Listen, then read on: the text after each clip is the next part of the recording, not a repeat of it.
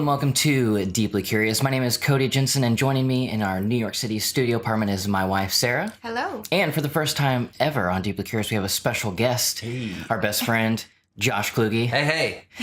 We met Josh, Facebook actually popped up and said we became Facebook friends 4 years ago. That's not true. I mean, that's probably true, but... Been friends for a long time. We actually wanted to have him on the show because we've been friends for a long time, and we tend to have these same deep conversations with Josh as well. He's a deep thinker, so we just wanted to have him on the show, see how a special guest episode goes. Yeah, that'd be fun. So before we jump into that, this podcast is sponsored by Hint Water. Hint is a sweetener and sugar-free water company that makes flavored water. And so if you are into non-boring drinks, but you don't want any of the sugar, any of the carbs, any of the anything, because it's zero everything. It's literally just water, guys, and it has flavor in it. You can get a still version, so just like regular water with a hint of flavor, or a sparkling version, which is they call Hint Fizz, which is basically 90% of what I consume as my liquids for the day. Hey. If you want to check out Hint Water, you can go to hint.co/deeplycurious. It helps out this show if you just check it out, and we love it. We wouldn't peddle it if we don't. Absolutely. All right, so let's jump into the discussion. Hey. So we prepped Josh a little bit on what we kind of want to talk about, because it seems that you've been wanting to have this type of conversation too, or you've been questioning this. Yeah, I have nothing to add. So we're gonna have a discussion on what is the difference between insecurity and humility. Yeah. So humility, obviously, is whenever you are in life, you just are not of pride. You're great at something, but you don't go around with your chest puffed up and your nose in the air saying, I'm great at this thing. You just are great at that thing, and then you have love and empathy for other people around you. Right. Insecurity can come off as the exact same way, because you could be great at something, but you're so insecure at being great at it that you keep your head down and you kind of just brush off compliments and things like that but coming from an insecure place and not like humility. So how do we be great at something? Or it's not even really about being great at anything. It's just, how do you be confident in yourself and do what you love to do, but do that with humility, meaning with confidence. Right. If you are just insecure, or maybe let's try to break down what the difference, like what is the difference between insecurity and humility? Yeah, Josh, what do you think? So the big difference, like you said, of the humility being not being almost charged by pride. I think the big difference in all of this, as I've been like swimming around in this idea for a little bit, is where you find your validation.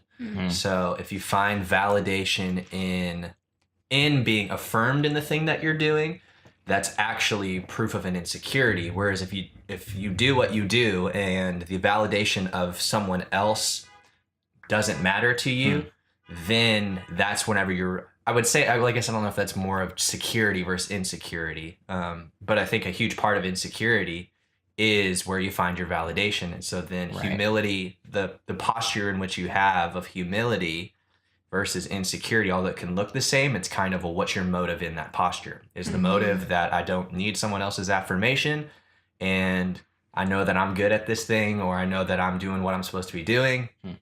Or is it, okay, well, I think I just did really good, but I need to make sure that I did that. So, like for me, whenever I walk off stage, I'm, in my mind, I'm tempted with the thoughts of, okay, well, is somebody going to come up to me and say, bro, that was awesome? Or, and almost rating the success of what I just did off of external response. Whereas humility is walking off that, not walking off stage or creating content or whatever you're doing literally in any field, and basically just walking in it without having to walk around and announce, once you finish doing that thing or you've posted or whatever it is, oh, hey, have you seen my new incredible whatever? And it's just, it's great, but you don't have any need to announce your success to anyone. maybe. I don't know. I feel like I'm hanging out a little bit on security versus insecurity, but I think there's a lot of similarities between security and humility. Yeah.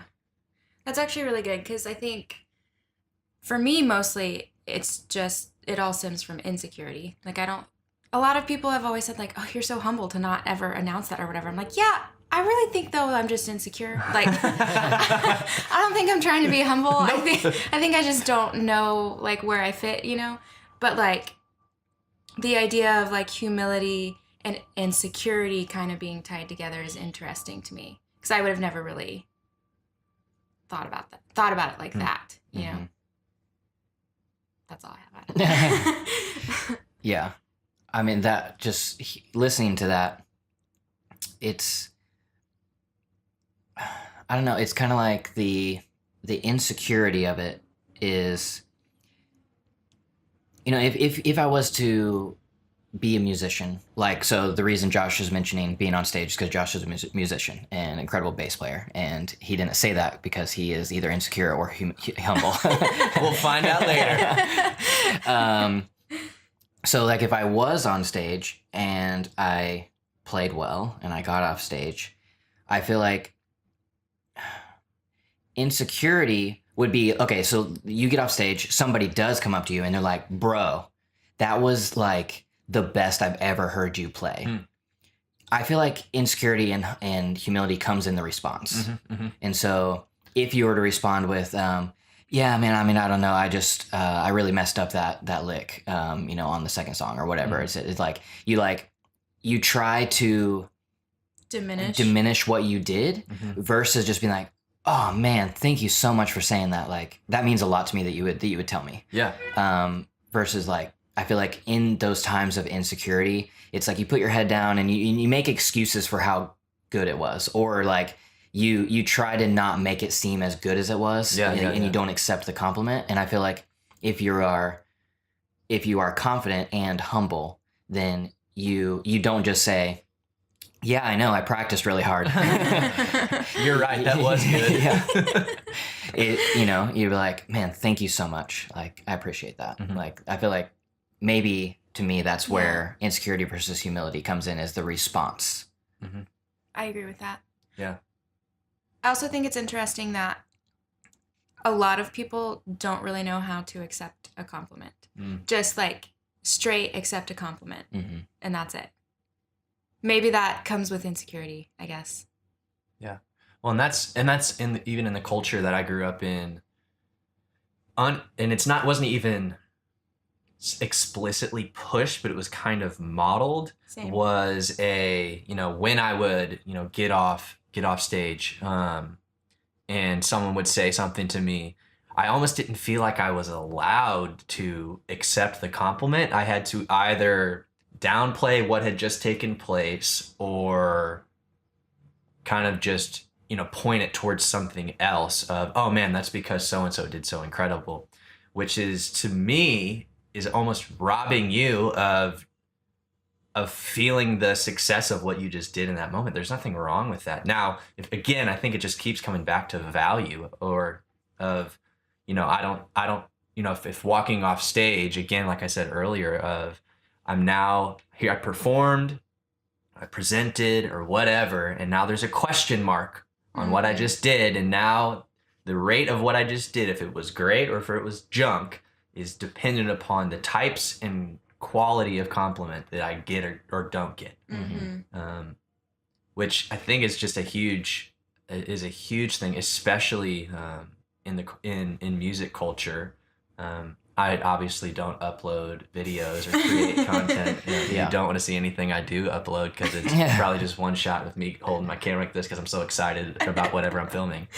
But I know in, like, getting off stage whenever, I've done tours or whatever, and each night being, we play super well, but then we get down, and then, it's all dependent upon how many people rush the merch table or try to grab you at the bus in the back or whatever. And again, it's so easy to do that, but I think a huge win for society is being able to do what you love to do walking in that without having to announce to the world, because really announcing to the world of, hey, this is what I do, or whatever, the prideful, the opposite of the insecurity of, oh, really, was it good, is walking around like, I'm a super incredible vlogger, I'm a super incredible musician, or having to bring it up into conversations. And it's almost in the same way, finding validation by how many people you can turn on to yourself. Right. And humility is, I think a great example of that is our friend Mel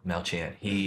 That dude has been crushing everything that he's done in massive ways since he was 16 years old, like filling up arenas and type of stuff.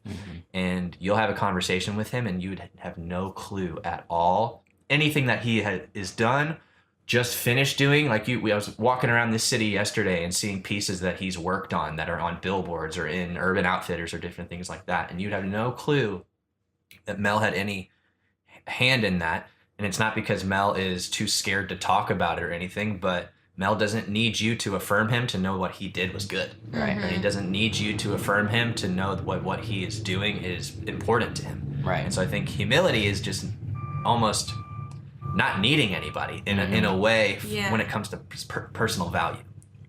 So something you said at the beginning of that conversation was about how, like, the culture you were raised in, like, you kind of felt like you weren't allowed to accept a compliment. I totally feel like that too. I think, like, we were kind of raised in the same culture. And it's almost like you're taught not to be boastful, but they don't really have a different solution for you. Like, they don't know how to teach you just keep your mouth shut. Else. Yeah. They're like, don't be boastful, don't be boastful, don't be prideful. But they don't know how to teach you, like, or they didn't teach us, like, oh, you can still be confident in who you are without being boastful, you know? That, I think, I don't know if that's, like, common of, like, our generation or not, but it feels like that is a lot of the problem. Like, insecurity versus humility is, like, we just really don't want to be arrogant and prideful, but we have no idea how to be confident and secure. Yeah. Well, I mean, I think maybe the circles that we have been around feels like that, but I feel like there's also the equal and opposite problem, especially in our generation, of overconfidence. That, I mean, so many people in our age group, like, they will, without even buying a camera yet, announce that they are an amazing photographer. You know what I mean? Like, they're a master of Photoshop. Yes. Yeah. Like, put my 1,000 hours. Yeah. They put their 10,000 hours in. That's what it is. Yeah. 10,000. And it's like, wait, how did you put 10,000 hours in whenever you haven't even been like the thing that you're a master in? You're only 2 weeks into the job. Hasn't even been invented for 10,000 hours yet. Snapchat, bro. Yeah. It's like month 3 into Snapchat, and like, I'm a Snapchat expert. I put in my 10,000 hours. Like, all things camera. But then there's the other side of that too, that it's like you have to put out in the world what you are and want to be in order to be that. Right. And so, like, it's like if you are going to be a Snapchat expert, let's say, like, and you put that in your bio, it's like you're putting that out. If you don't put that out there, you never will be that. But, like, in your mind, it's like fake it till you make it. Yeah. Or like you have to tell the universe what you want for it to give it to you, kind of thing. Like, put out good vibes, you get good vibes. Right. Yeah, that's true. I mean, so this is kind of what I was thinking when you were talking about Mel, is like, how, like, basically somebody who is amazing at what they do, how do they share? What's the proper way to share what you do in humility? Like, let's just take Mel out of the equation to not be so hyper specific, but just say somebody like that, somebody who is very talented designer or musician or fisherman, anything. They're amazing at it. How do they share what they're doing in humility? In the day and age of social media, in the day and age of, like, everybody who you come in contact with, America's first question is, what do you do? Because that's how Americans find validation. Yeah. Like, what do we do? Go ahead. I don't have anything. I'm just taking a big deep breath with got nothing to say. I think I mean, I don't know the answer to that, but I know it when I see it. Like I follow certain people because I can tell that they're genuine people, even though they're extremely talented in sharing their work and putting it out there. I can tell that they're genuine and not like eye roll emoji, oh my gosh, shut up kind of thing, right? But I don't know what the answer is. But I know that like you can see it. When you see it, you know. Mm-hmm. Yeah.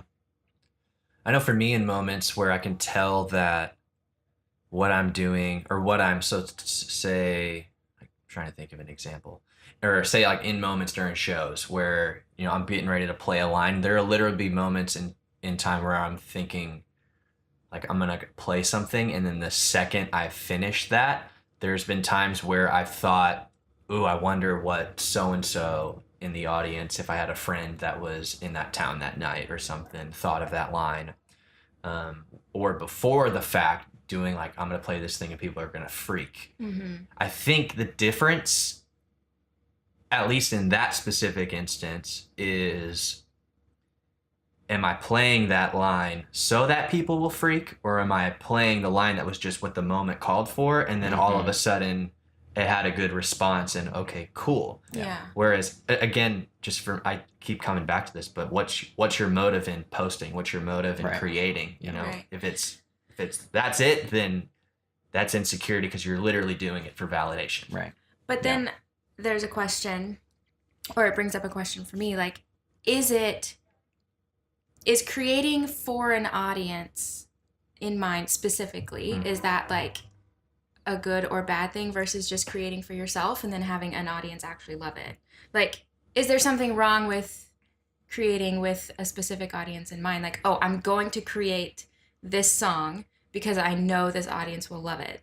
Like what John Mayer was talking about on his Hot Ones interview, right? He plays these, what is it, 1/4 songs? If he said like he does he'll write the 4-chord songs for everybody else. Right, because he knows they're crowd pleasers. But then he'll write the 16-chord songs for himself because he needs to be able to play that. Right. So like, is that wrong? I don't necessarily think so, but I think it depends on your posture. I think it depends on how you're presenting it. Yeah. Well, and in my mind, it's this of, you know, does my audience, so in that whole, you know, creating for an audience, I don't think there's anything wrong with creating for an audience. In fact, you know, anybody that's, if we look at, you know, psychology, counseling, self-help, whatever, that whole vein, that is literally creating for an audience, but that's because they believe that this audience needs it. Right. So if your audience, and again, not if your audience needs it to where, oh man, well, they will just enjoy this as opposed to need it. Right. So if it's enjoyment, then they shouldn't do it. No, that's dumb. But I think it comes back again. I guess I'm just hanging out on this mountain of motive for the day of, how am I going to say this? Like, taking me out of the equation, am I doing this from a pure place for my audience, or does me doing this for my audience cause me to feel like my audience loves me more, or likes me more, or wants me more, or would want to be around me, or whatever it is? Right. Because I mean, that's, my life is dedicated to audience. Right. Like, I'd be lying to say that, if you're doing anything for audience, then you shouldn't. Well, then I need to quit both of my jobs. I need to stay home all day, every day, because my life is around people. Like, I literally, that's what I do, from one-on-one conversations to stage time to whatever it is. And so I would think that I would be hypocritical to say that you can't do anything for audience, because then I need to give up every form of payment I make. But I think, again, it comes back to the whole, you know, why your audience? Does your audience need it? I mean, because, you know, for a writer, I really think my audience needs this. That's why I'm, you know, doing it. But then you also see other books that people are, you know, they put out and they say, man, this book was for me. I wrote this book strictly for me, and knowing that people would benefit along the way. But then you hear other times where, I just noticed an epidemic in culture where this thing needed to be addressed. And this was something that I walk in really well, because I went through a period of not walking in it well. And so here for the rest of you, here's what I've learned along my walking. Yeah. I don't think that's wrong. Yeah. I mean, everything that we do as well is like, I mean, we're literally recording this podcast, so hopefully somebody Whoa. will listen. We're recording. You know, but I completely agree. Like, I think in everything, in almost every conversation we even have on this show, it all comes back to who are you doing it for? Like, And why are you doing why it? are you doing it? Yeah. But that also comes back to, I still think this is more along the conversations of insecurity versus security, or like being insecure, or I mean, So we really need to define what humility is. Is that what you're saying? I guess. I mean, I just feel like or is that the same? Are those synonyms? Insecurity, humility. Like, I guess, yeah, security is humility, or I guess security breeds humility. Yeah. It's the product of security is humility in my mind. Again, that's not Webster, that's Josh's rationale, but that to me, they go hand in hand. I mean, I agree. You can't be humble if you're not secure. Like, right. True. So, true humble, yeah. but security can take two different facets, because you can be secure and humble, or secure and prideful. Right. Because you can be like, I mean, I would say I've gone through that, like in my life. Like, I've gone through I've always been secure from a very young age. I've always been very secure in who I am. But I went through, whenever I was younger, I went through a long season of being prideful and secure in who I am. And then it, basically through finding like a deeper connection to God, like, and giving myself over to something bigger than myself, and like becoming more of a mature person and a more spiritually mature person, I have transitioned now into hopefully being secure in who I am and humble, at least like on that journey towards that. And so I don't think security is a synonym for humble. I think that if you are insecure, then you're not maybe humble, you're just insecure. But once you find security, you have to then walk through that process of humility. Right. And if you go from insecurity to security, you don't go like from insecurity to security and prideful, and then you have to work your way to humble. Right. But just your makeup. I just think that security takes on different character traits. But even pride in my mindset. So in college I did a whole paper on pride, and such a random paper I did. But it was all upon the idea of pride breeds disunity, and the thing the world needs more than anything is unity. And if you look at the teachings of Jesus, if you look at the teachings of, a lot of religions, not just in the Christian realm, but in a lot of religions, unity is a chief value. And pride, to some people, some philosophers, they say that pride is a form of insecurity. Pride being an insecurity to where you feel like you need to be boastful or announce yourself. And that in and of itself is a form of insecurity, because without announcing yourself or without standing out from the crowd in a way, I guess that's the huge thing there with pride, is the need to feel like you stand out and the need to feel like you are different. And the idea of being like everyone else around you, not being someone who's an oddball in a crowd, suffocates you or something of the sort. Because I went through a huge thing of that, whenever we would go on group trips and you would have the group t-shirt, and I wouldn't wear the t-shirt because everyone else is wearing the t-shirt or whatever it is. And that's a form of pride that says my security is found in being different, which is a form of insecurity, because you're not truly okay with just who you are. You can wear the same shirt that everyone else is wearing. I literally left a party in college because I showed up and our friend Dowie was wearing the same shirt as I was. And so I left, changed, and came back.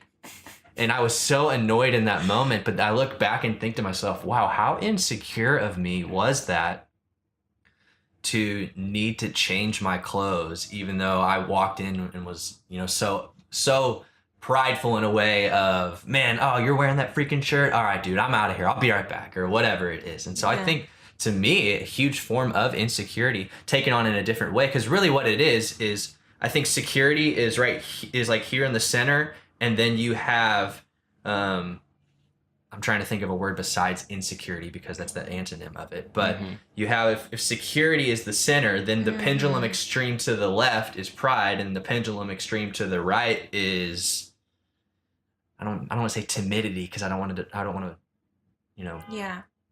put a poor light on being timid. But for the lack of knowing a better word, we'll say that.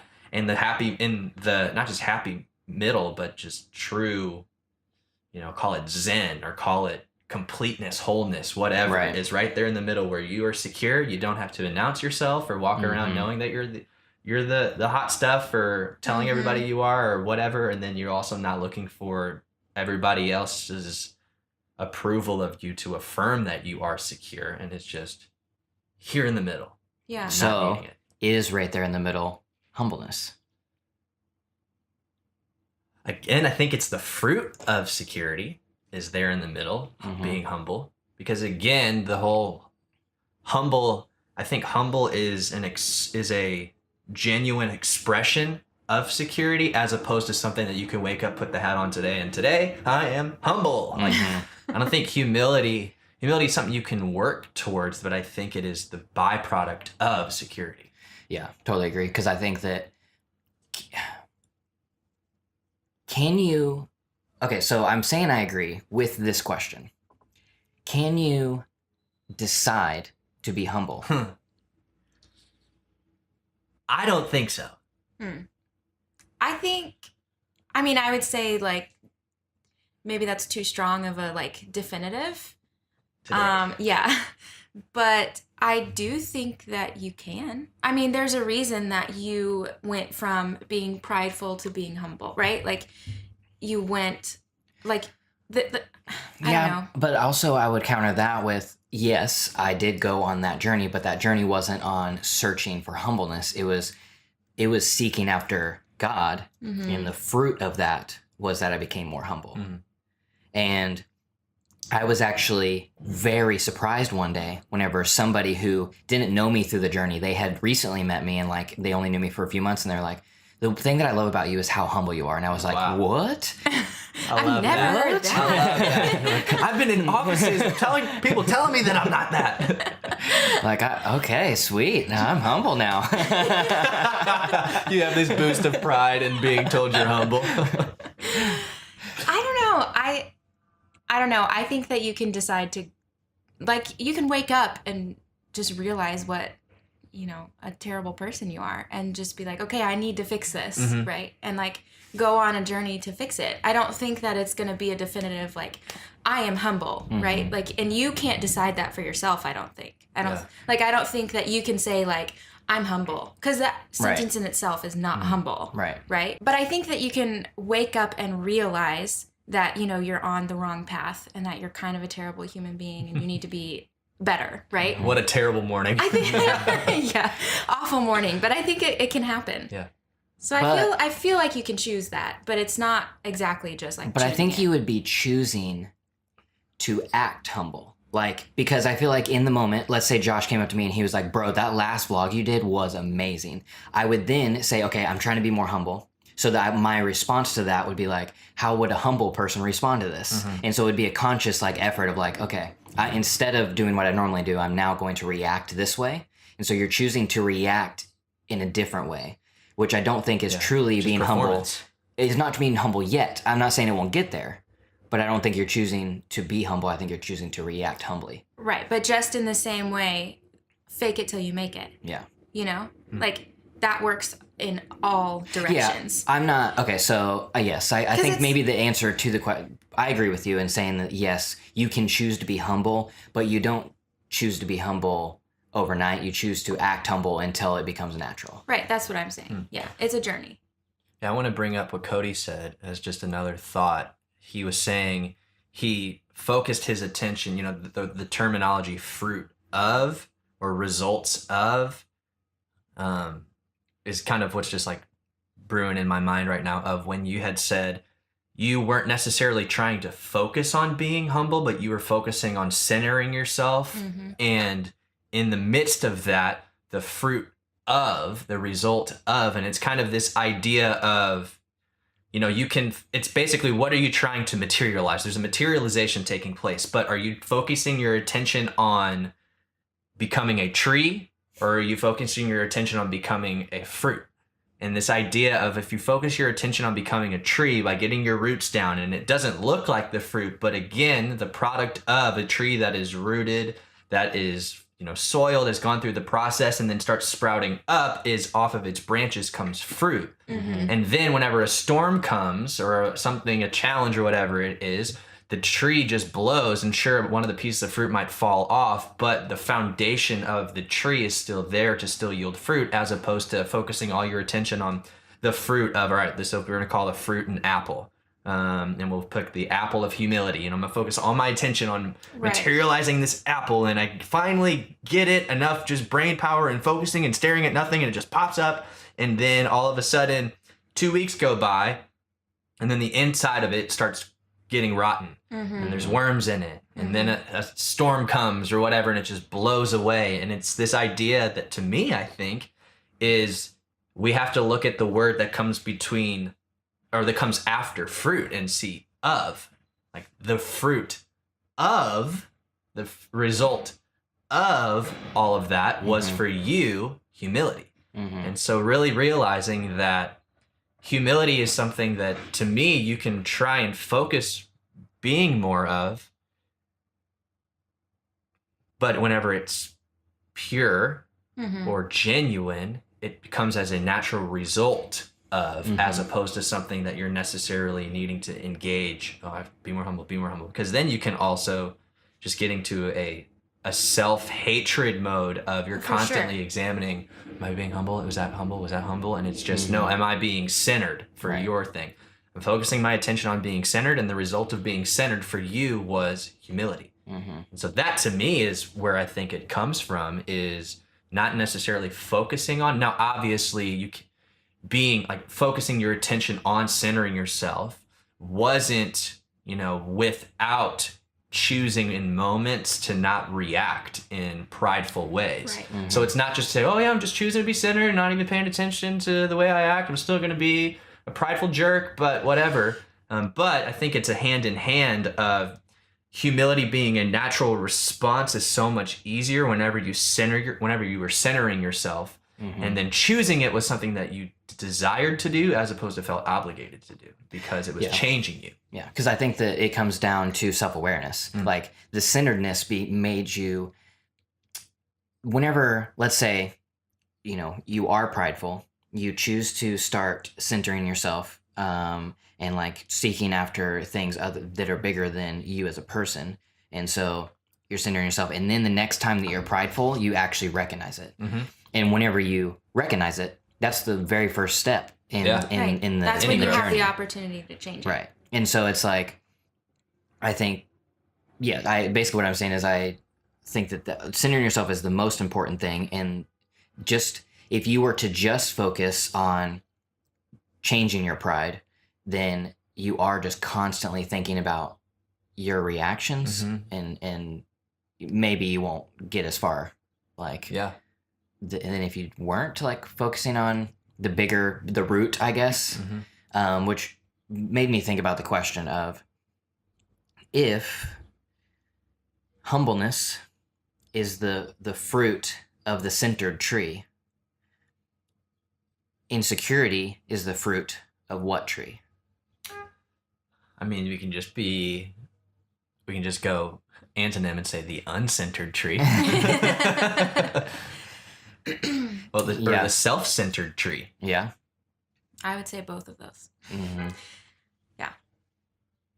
Yeah, I think the self-centered tree is a good I mean, thought. because if you're self-centered, you're still looking elsewhere for validation. Like, right. You have no idea what you're doing. I think also the unaware tree, because, man, I think there is not nearly enough weight that all of us put on like self-awareness.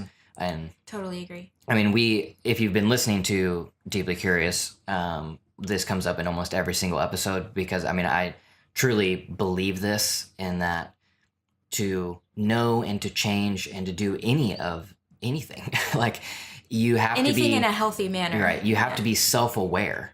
Like all change, I feel all change for good comes from the first of the self-awareness. Oh, yeah. Yeah. Well, there's, I can't remember the quote exactly, but there's a quote that says something like that. Like, a person doesn't change and grow until they get tired of their own bullshit. Wow, that's It's good. like, but it's true. It's like you have to recognize that, you're terrible Yeah. and what you're doing is not ideal, right? And then that's the only time change comes about. Yeah, it reminds me of the Goonies. Like, they couldn't have gone on the trek to find One-Eyed Willie's treasure if they didn't realize that there was actually a treasure to go be found. Right. And so the proof of that was, Chester Copperpot. Now, the reason I know all of this is because I literally just watched it the other day. But like Chester, Deep in Josh's mind. Deep in Josh's is mind. the whole plot to the Goonies that he can bring up in any conversation. Amen. Truffle shuffle soon to come. But in the reason that they knew that it was attainable, though, was because the person that had gone before them, Chester Copperpot, had found little, fragments of the treasure that was promised, and that the treasure was there. And so in this place of discovery, you can't really go find this treasure of security if you're not aware that you don't have it and that it exists. Yeah. Right? Because the whole point of that movie was to get money so they could save their neighborhood and not all have to move out because of the new country club that was moving in.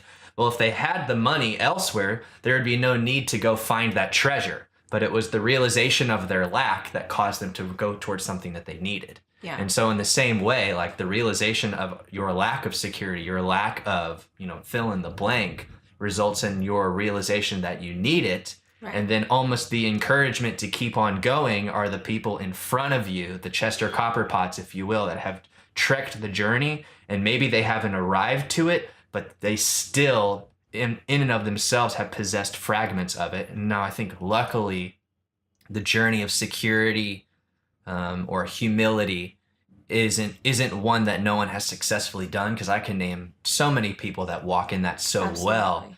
But I think ultimately, in the same way as those kids going on that trip, was allowing the person that you see before you that possesses that to act as an encouragement to keep on going and to keep on going through whatever obstacle, because you realize what you lack and you know it exists, and this is a confirmation that it's achievable to be able to get there.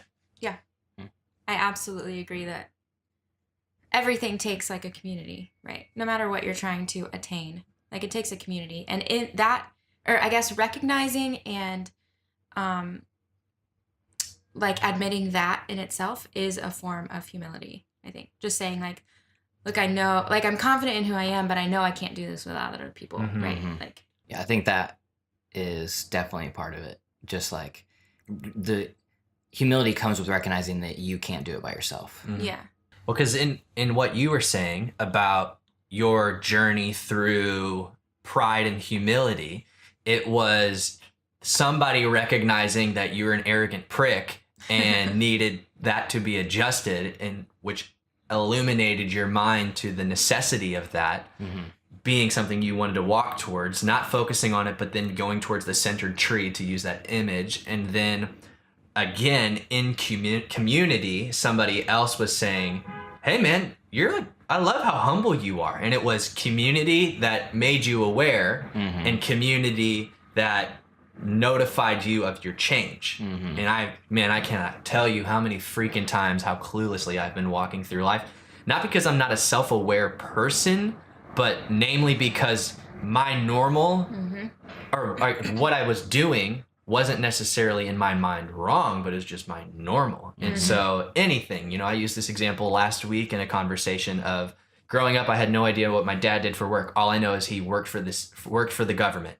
And every time I tell that to people, they start asking me 100 questions. Well, what do you mean? Blah, blah, blah, blah, blah. I was like, well, he would, travel the world all the time. Anytime any sort of crisis broke out, right in the early 2000s, whenever they were first trying to establish peace between South Korea and North Korea, my dad just happened to be taking a trip to Korea and the government embassy there. And then after all the 9/11 tragedies, he was in the Middle East, and everyone's just telling me, oh my goodness, I just could not handle not knowing what my dad did for work. Well, it's not that I was a genuinely less curious individual, but I grew up in a house that didn't talk about what my dad did for work. So it wasn't that it was wrong, but it was just my normal. Yeah. But then being around people who they did talk to their dads about what they did for work and they knew their dad's coworkers' names and all these things, I realized that what my normal was actually abnormal. And in the same way in community, we realize that what our normal is actually, call it abnormal, call it incorrect, call it needs to be changed, whatever it is. But it's ultimately this, you need people to give you that shock of, hey, prick, like, yeah, change. So I want to stay on the same conversation, but I want to shift the question a little bit. Okay. And so humility, insecurity. Let's say as humble people, like who create content, like if somebody, how do you share the work that you create humbly? Because in this world of social media and, you know, not self-promotion in a bad way, but the need for like we are our own PR agents. So we have to self-promote in order to share the art that we are creating in order to make a living. So how do you do that in humility? How do you humbly share the work that you create? Yeah. Well, to me, it's do you believe in your content? Do you believe that what you are creating matters? And if you believe what you're creating matters and people engaging with it, well, and you have to decide, you know, what does matters mean, or what is, you know, what am I aiming for? So if you believe what you're doing matters and what you are aiming towards in what you are doing allows people to connect with what you believe matters, then with that at the forefront of your mind, I think that's how you do it. Like the reason I get up on stage multiple times a week isn't necessarily because I believe that I want people to have better Instagram pictures of me playing or speaking or whatever it is, but it's because I believe that what I'm presenting matters. And seeing people walk away with the experience that they're going to have or the content that they're going to hear or whatever it might be, or just simply to enjoy all of those things matters enough to me that's why I put it out. And that's why I'm probably the last person to talk about self-promotion because I don't do that well. I think the last thing I posted on Instagram was last year sometime. So, but again, I think my example is not the example that has to be taken, because I know people that are way more secure than me that post more and self-promote more, but it's not because, you know, I was in a conversation, I'll say it like this. I was in a conversation with my friend JP, and JP is a part of this massive music company that puts out content all the time. And a lot of those people are his best friends. And JP says, you know, some people look at it as I'm trying to self-promote my friends, but I believe so much in what my friends do that if I didn't promote that they were doing, I believe the world would be missing out on what was inside of them that the world needs. Yeah.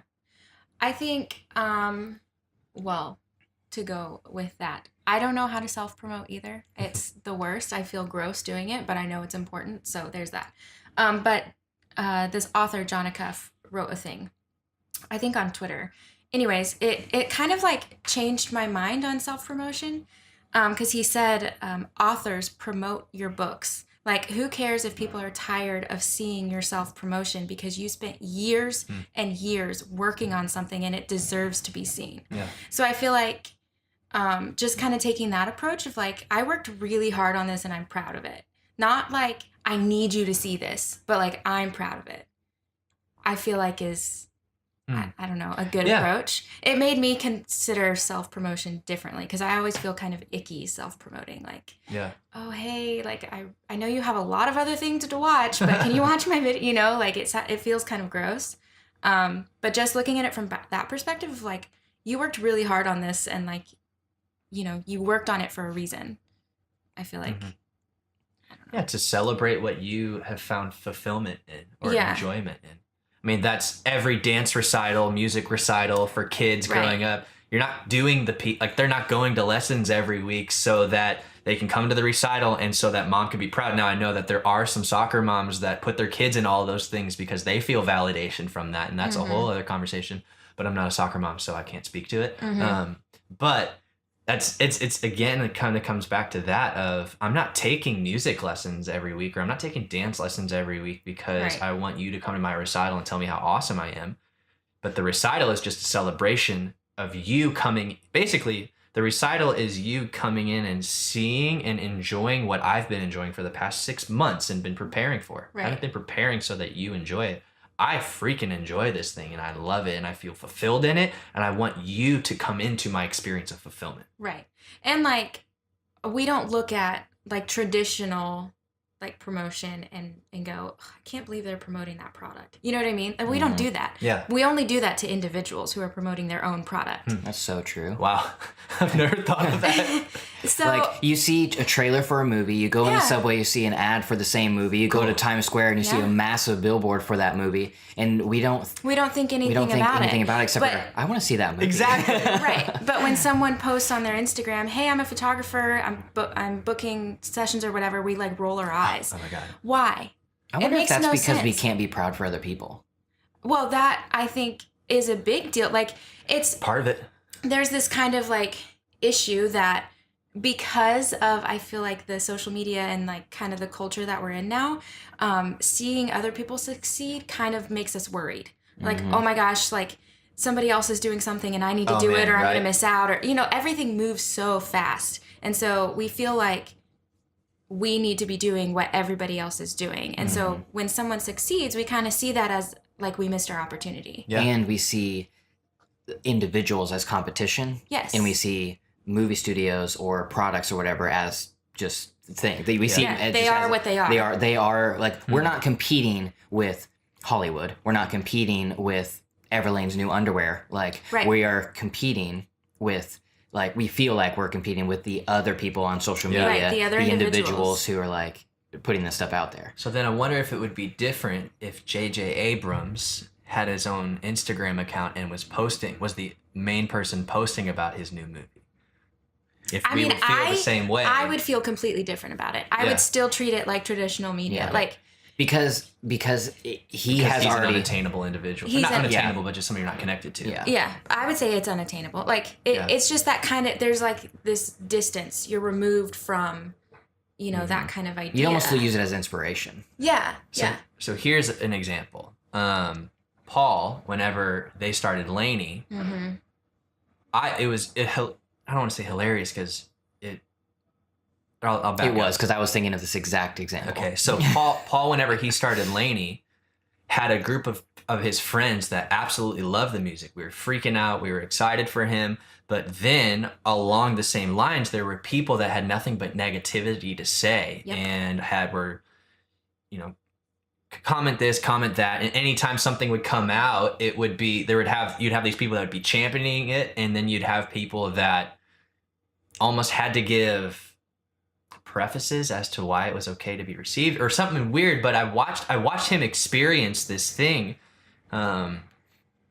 where I don't know, it was just so strange. And I think again was that whole going back to what you were saying of watching other people succeed Mm-hmm. almost is a light. The light that they're illuminating is exposing on you. Oh wow, I'm not being successful and I don't have direct examples that I'm going to talk about. But there were people that grew up with him, went to college with him, that were in the same, graduating class, and they're looking at Paul selling out arenas multiple nights in a row, Mm-hmm. and they're, not living out what they view as success. Mm-hmm. And I think it's triggering inside of them Yes. a felt lack, as you were saying, I should be further than I am. And so the natural response of insecurity Mm-hmm. is they have to downcast that. Yeah. 'cause- Bring them back down Right, to your exactly. level. Exactly. it's Bring them like back down to your level. You only want to, those around you, you only want to lift them up to the point that you are. Yeah. Anybody who's trying to go above you, you want to pull them back down. And Mhm. it's like if you're driving on the Mhm. highway, anybody who's slower than you is an idiot. Yeah. And anybody who's faster than you is insane. Yeah. It's like, but anybody, like, That's you're so going, true. going the same, like, we're good. Yeah. And that just made me You're think behind about, me, just right behind me at Yep. the same speed. Mhm. Yeah. It's, I don't know. It's just I don't understand why we can't be just happy for people. Yeah. And the thing that made me, like with Lainey, let's take a bullseye and say you have the center, which is like actual friends, actual close relationships. All those people are like, holy cow. Excited. Like excited. Right. Then there's this next ring. These are all the acquaintances, all the people, the one-time meetings, the two-times meetings, the like I've been to college with, I've been to like live in the same town with, all that type of stuff. Same dorm, whatever. Yeah. All of those people, well, not all, but you know, the majority, Some of those, a lot of those people in that ring are the ones who are like, I mean, I knew him and blah, blah, blah. I mean, it's not like it's that good, man. It's like blah, blah, blah. It's like, I could do that. Yeah. And it's like, they try to bring, like, instead of lifting up, like the person say, yes, like people from Tulsa, like, yeah, we're doing it. Like, look at like us as a community. It's more like, don't look at that individual because it's not me. Yeah. Or something along those lines. And then there's the outer ring with no experience that just hear the music and they're like, holy crap, this is awesome. This music rules. So that's like the beginning stage. That's whenever it's just breaking out of the box. It's like, we're talking about we're touring, we're like posting things on social media, maybe EPs are coming out, but we're not selling out arenas yet. But then once we're in like we are selling out arenas and you go into Urban Outfitters and it's playing over the loudspeakers and all that stuff, then those people shift their mindset and now it's like, I knew those people once. Like, well, because it's a benefit. Because it benefits them now. Those people suck. You know? Before when they were relatively unknown but starting to break out, they wanted to pull them back down. But then once they were completely broken out and had a name that everybody knew, now they want to say, I knew them. It's like they can attach their name to Lainey and it makes them cooler. I feel gross. Not that I don't do that, but I feel gross that that's like a real thing. I mean, yeah, I think Lainey's a perfect example because he comes from Tulsa, but that happens It's just across the board. It's just a close example because we all are all familiar with it. But I mean, I think that pattern happens with like anybody who's a breakout. Yeah. Well, and then I mean, it's so true. It's reminds me of the social media detox that I had done, and the reason was because there would be moments where I'd literally be just in tears, so happy about what I was doing for work and life. And then I would get on stories and I would see my friend Sean's in Istanbul and my friend Mel is in somewhere else and my friend Max is this place and Nick is this place or whatever. And it could even be in their town, but just posting something that they were doing massive. And I would literally go from so excited and so happy about what I was doing to literally asking questions of, did I miss it? Yeah. Did I do something wrong? Why am I not? And it's time out. Rewind 5 minutes ago. You were in tears, stoked on everything that you just got done doing. Literally last night you did blank. That was the highlight of your year. But it's that whole thing that I can't even define of that you seeing somebody else's life and the success of someone else's life, if you aren't secure, is almost competition with your security. Yeah. Yeah, I mean, it makes you, the thing is that there are, like 8 billion people on planet Earth, right? Not all 8 billion people can do the exact same things, right? Like that doesn't work. But for some reason in our head, we think, oh, they're finding success doing this. That means I need to do it so that I have success. But that's not the truth. Like success looks 8 billion different ways. Wow. You know? I think we forget that, especially with social media. Dang. It's just so easy to look at somebody and be like, "Oh, they're so successful, and look how much fun they're having." Yeah. I don't feel that right now. But the point is that you're sitting on your couch scrolling Instagram. Of course, you're not having fun right now. Yeah. Like you're just sitting on your couch scrolling Instagram. Yeah, because I think true success is contentment with what you have. Yeah. Like that, and that's why I feel like. I agree that success is different for 7 billion different people because 8. Well, it's more than 7. 1 billion. They'll never find it. So 7 out of 8 people, 7 out of 8 billion will find success. Yes. 1 billion of you're just here for our amusement. Sorry. There are 8 billion different types of success because it's contentment with what you like, who you are, and what you have versus the seeking of more.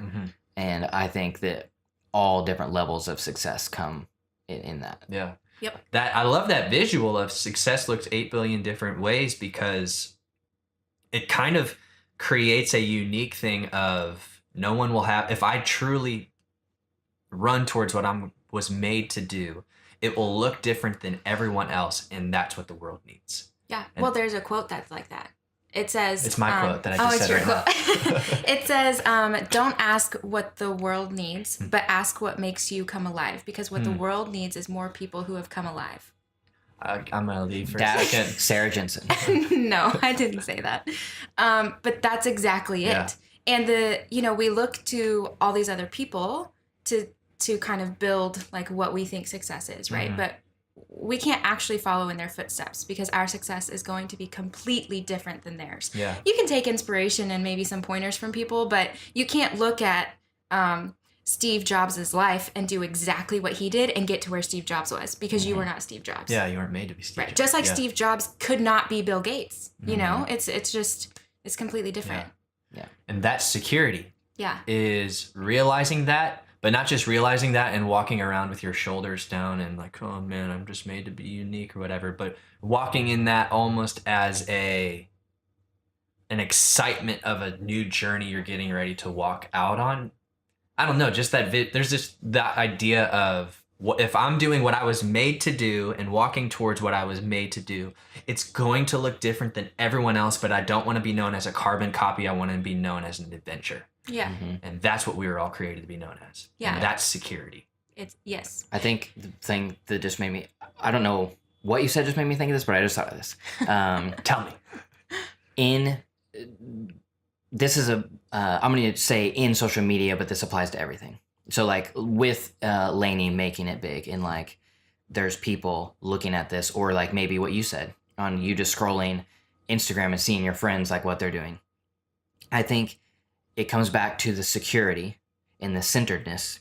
And there's two responses, I think, to seeing the post you have, or seeing Lainey, whatever. It's like you scroll it and you see it, and it's either you respond with being inspired by or proud of, or we respond with envy. And the difference between envy and inspiration is humility, or centeredness, or security. Mhm. I think. Yeah.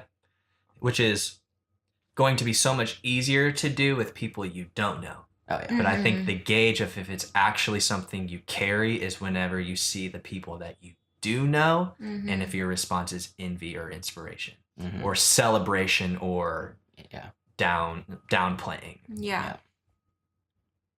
So true. Yeah. Yeah. Do you have anything to add, Sarah? Nope. All right. Well, we've been talking for over an hour now, so before Josh and us, we can talk for many an hours. Yeah, we'll probably continue on this for 4. But just to save your ear holes from fatigue, we'll end this episode of Deeply Curious here. Just as a reminder, this podcast is sponsored by Hint Water. You can check out Hint by going to hint.co/deeply curious. Check out all the flavors.